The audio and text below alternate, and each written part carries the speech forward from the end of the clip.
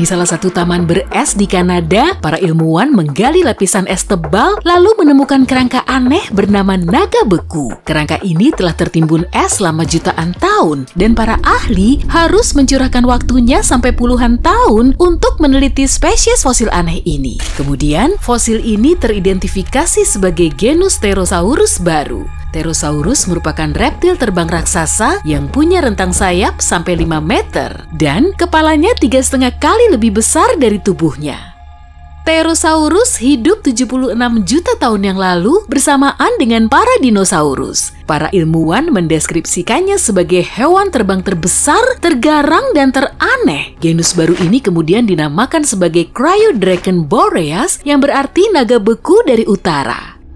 Pada tahun 2013, seorang pendaki gunung sedang hiking di salah satu gunung tertinggi di Eropa Barat, Mont Blanc. Dia melihat kotak logam misterius yang menyembul di permukaan salju, kemudian membukanya. Ternyata kotak itu berisi batu rubi, zamrud, dan safir. Pendaki itu pun segera menyerahkan kotak temuannya ke pihak yang berwenang. Kemungkinan besar kotak itu milik penumpang pesawat dari India yang menabrak Mont Blanc lebih dari 50 tahun yang lalu. Harganya ditaksir mencapai lebih dari 2,8 miliar rupiah dan pihak terkait masih mencari pewaris dari kotak perhiasan kecil itu.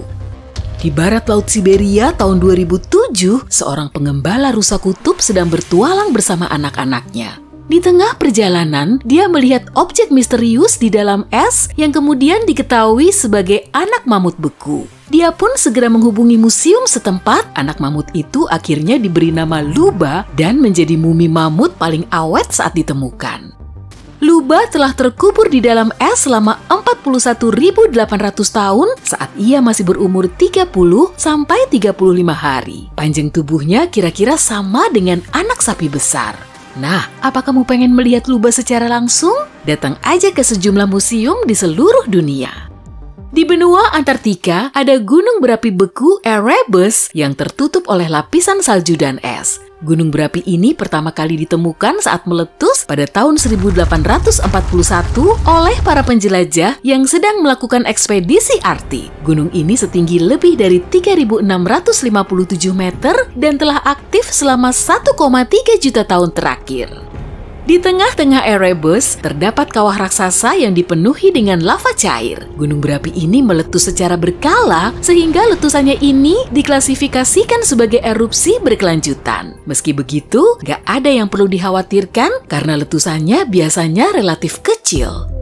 Pada tahun 1991, dua pendaki di pegunungan Alpen Italia dikejutkan dengan penemuan jasad. Mereka langsung mengiranya sebagai mayat pendaki yang belum lama hilang. Duo itu harus bersusah payah turun lagi untuk melaporkan temuan itu. Setelah tulang belulangnya disatukan, jasad itu ternyata berasal dari zaman purba. Menurut estimasi para ilmuwan, manusia es ini sudah berumur lebih dari 5.000 tahun yang kemudian dinamai Otzi.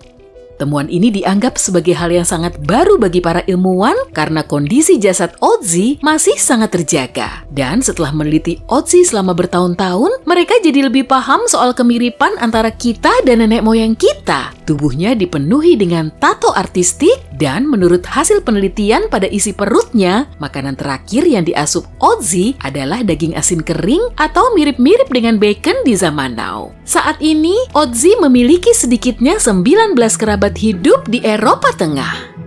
Saat sedang meneliti sarang tupai purba di Siberia, para ilmuwan juga menemukan objek menarik lain. Ada biji yang terkubur jauh di bawah tanah dan kemungkinan biji itu telah ditimbun oleh salah satu tupai. Es telah melapisinya selama 32.000 tahun. Rupanya, biji itu berasal dari bunga Silene stenophila yang telah lama punah. Dan uniknya, para ilmuwan bisa mengembalikan struktur jaringannya lalu menumbuhkan bunga itu. Mereka kemudian menanam kembali bunga yang punah itu ke habitat alaminya di seluruh dunia. Pada tahun 1930, sekelompok ilmuwan asal Norwegia sedang mengarungi Samudra Arktik untuk meneliti samudra tersebut beserta gletsernya. Akhirnya mereka sampai di White Island, daratan es berbahaya yang belum pernah dijamah manusia. Menurut perkiraan mereka sih gitu. Lalu mereka terkaget-kaget saat melihat ujung perahu kecil mencuat dari bawah salju. Di dalam perahu itu, mereka menemukan perlengkapan sains dan barang pribadi dalam keadaan beku, termasuk jaket dengan monogram S.E. Andre. Rupanya mereka telah menemukan sisa-sisa dari ekspedisi balon Arktik Andre.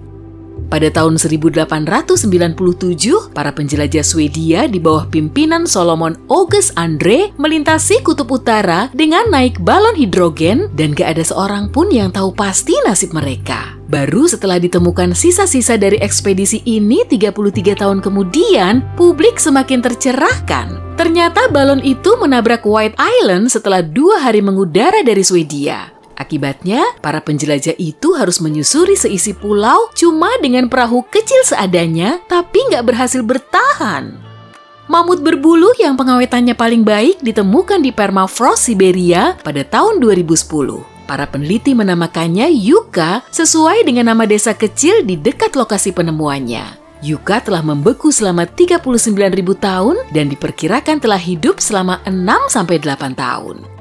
Karena kondisi tubuhnya masih sangat baik, Yucca sudah diteliti selama bertahun-tahun untuk menggali informasi baru tentang mamut secara umum. Pada tahun 2019, mereka berhasil mengaktifkan sel yang diambil dari jaringan tubuh Yucca. Mungkin nggak ya kalau suatu hari nanti mamut bisa muncul di bumi lagi? Dari gambar dan video, kita bisa tahu kalau Antartika sangat dingin, tertutup salju, berlandskap datar, dan punya beberapa bukit kecil. Para ilmuwan juga punya anggapan serupa. Saat meneliti pegunungan Gomburtsev di awal tahun 2000-an, mereka kaget setelah tahu kalau bukit kecil berbatu-batu itu ternyata puncak pegunungan raksasa yang dasarnya berada 1,6 km di bawah salju. Dengan teknologi radar, mereka memperkirakan tingginya sekitar 3.000 meter dan membentang hingga 1.200 km. Ukurannya ini hampir sama dengan pegunungan Alpen di Eropa, hanya saja strukturnya tertutup banyak es dan salju. Seorang pengusaha pernah memeriksa sungai di sekitar tambang emas Siberia. Dia malah tertarik dengan lapisan esnya. Rupanya di situ ada anak badak berbulu kecil yang kemudian dinamai Sasa. Badak berbulu telah punah selama 15.000 tahun dan diperkirakan Sasa telah membeku di dalam es selama 39.000 tahun. Temuan ini terbilang unik karena cuma Sasalah badak berbulu utuh yang pernah ditemukan. Saat itu, gletser di sekitar kota Pelo, Italia Utara mulai mencair, kemudian menyebabkan sejumlah artefak dari puluhan tahun hingga berabad-abad lalu juga ikut mengalir keluar.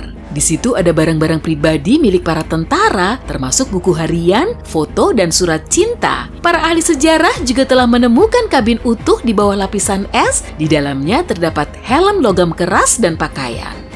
Pada tahun 1845, Sir John Franklin tergabung dalam ekspedisi nahas menuju Kutub Utara. Para kru memakai kapal HMS Erebus dan HMS Terror yang cukup ironis. Ekspedisi itu mengalami kecelakaan, lalu kedua kapal lenyap tanpa jejak di perairan beres.